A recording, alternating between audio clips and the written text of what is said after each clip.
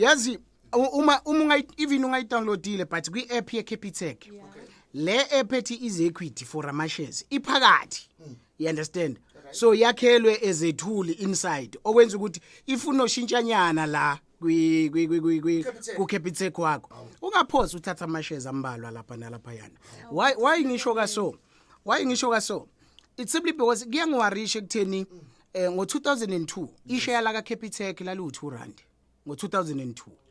and then kuya ku 2010 lali still less than 100 rand njengamanje lu 1500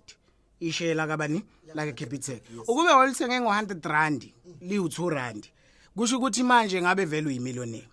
lokho ngokuthenga ishare ukhohlwe yilona you understand iproblem abantu bakithi kwathi makuqala ibank uCapitec bona bayovula amakhadi bathatha ama loan bathatha ikweletu abanye abamhlophe bathenga amashares akhona thina as a majority ama customer Capitec as benefit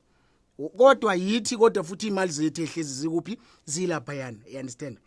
into yokuqala nemqoka leyo abantu bakithi bakhuluma indaba yokuthi siyafuna ukuba nebhenki elimnyama abantu abamnyama and so forth khona soba nepower kwi-economy nango Motsepe uyi own 100% i-Time Bank eyomuntu omnyama siyayisupporta yini na alright ke ishare la khona lu 4 rand njengamanje and it's a digital bank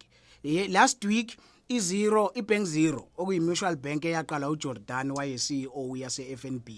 iqalile sebeyaqala manje imedia icompare with i-Time Bank ukuthi ubani ongcono akwenzekalanga the time kusay i-Time Bank yedwa ephethe uMatsepe you understand uPatrice Motsepe umuntu omnyama uphethe ibank ekuthiwa i-Time Bank 100% amalungelo awakhe kodwa still liwu 4 rand ishare la khona still abantu abanalo abantu 4 rand ishare yakho bafuna ngalithenga mina ishare ngo 100 rand ungalithenga from as little as 5 rand ishare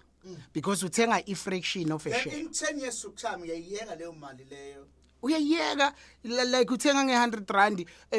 ovela uyispend ungazi uyenzini namhlanje umhla ka18 or umhla ka19 angiyazi nedate eqondile 18 kunomuntu ohole ngomhla ka15 kodwa akasazi ukuthi ezinye izimali uzenzeni so lokho kuncane uyaziforce ekutheni yazini every 100 rand every month ngithenga amashares athile amancane lapha yabo la ashibhile vele you understand i-investment for a longer term i-technology allows you to do it now so masikhuluma ukuthi abantu abamnyama sifuna ibhenki labantu abamnyama na i-Time Bank yabantu abamnyama are buying amashares wakhona so own na